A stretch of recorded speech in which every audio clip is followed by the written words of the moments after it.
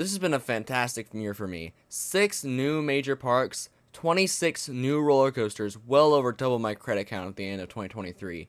The channel has grown well too, starting with no commentary, but look at how we've progressed. But yeah, I know why you're all here. The time has rolled around again. This time I decided I want to do a top 15 instead of a top 10. To be unique, I guess.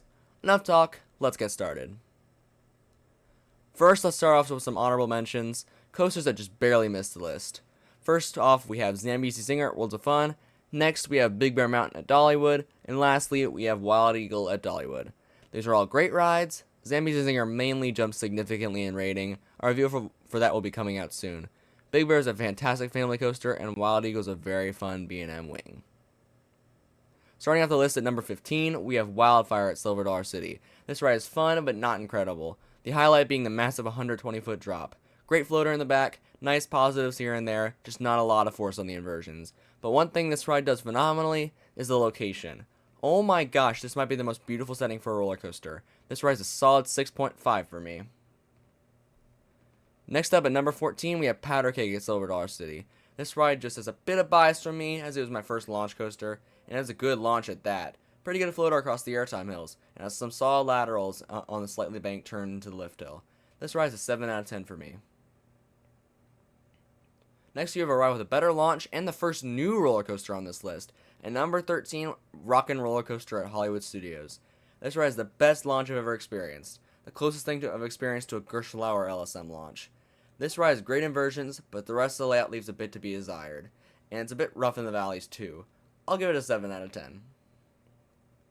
Another new one at number 12, Tennessee Tornado at Dollywood. This ride has phenomenal pacing, and it's insanely intense, causing me to grade on the Sidewinder. This air looper blew me away in many ways. The drop is great, and the inversions are fun. A solid 7.5 for me. This might be one you didn't expect. At number 11, we have The Boss at Six Flags St. Louis. I know this ride is hated to death by many, but I think it's a solid number 2 in the park. It's got great pacing up until the mid-course, and it feels like it's trying to rip your face off.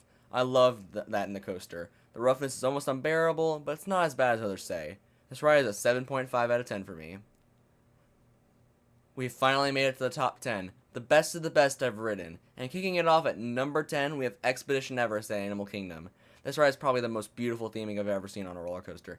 It feels like something straight out of a VR game. The backwards section is phenomenal, and the main drop in the back gives amazing floater. A solid 8 out of 10. At number 9, we have another Disney coaster, Tron Light Cycle Run at Magic Kingdom. This ride is so cool. The theming is top notch, and the canopy this ride resides under is so cool. And the ride experience is amazing. First of all, the straddle position is so cool on a roller coaster. The launch sequence is amazing, and the layout is really good too, with some small pinches of floater here and there. A bit short, but a great ride. An 8 out of 10 for me. Next up at number 8, we have Thunderhead at Dollywood. This ride is phenomenal. The pacing is fantastic, it's running like a dream, and the airtime is amazing. The ride wrestled a bit between the two coasters above it, and you can make a good argument that it is. This ride is easily the second best coaster at Dollywood.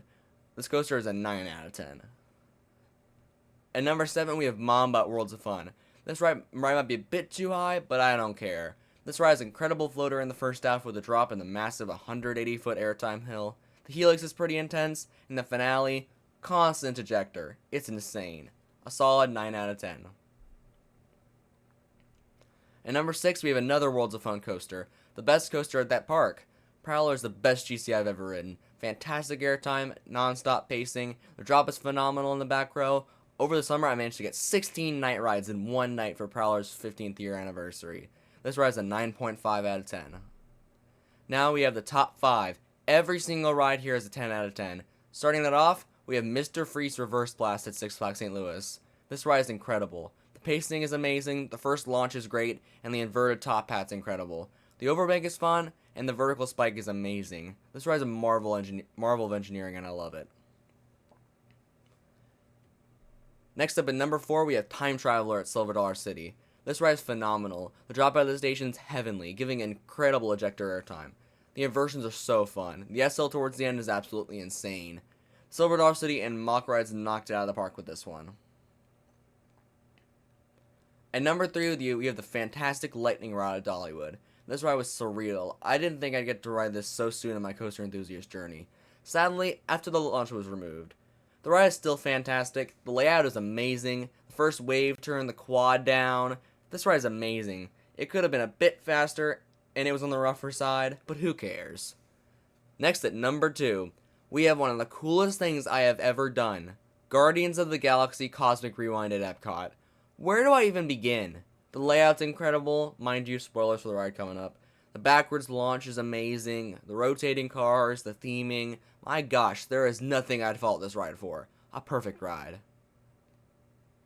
And at number 1, the ride that still blows my mind every single time I ride it, Outlaw Run at Silver Dollar City. This ride, there's nothing else to say. The drop is the best I've ever experienced. The inversions are credible. It's perfect. Nothing else to say. I hope you all enjoyed what is probably the last video from me of the year. This year was fantastic for me, and I hope next year is even better. Bye, guys.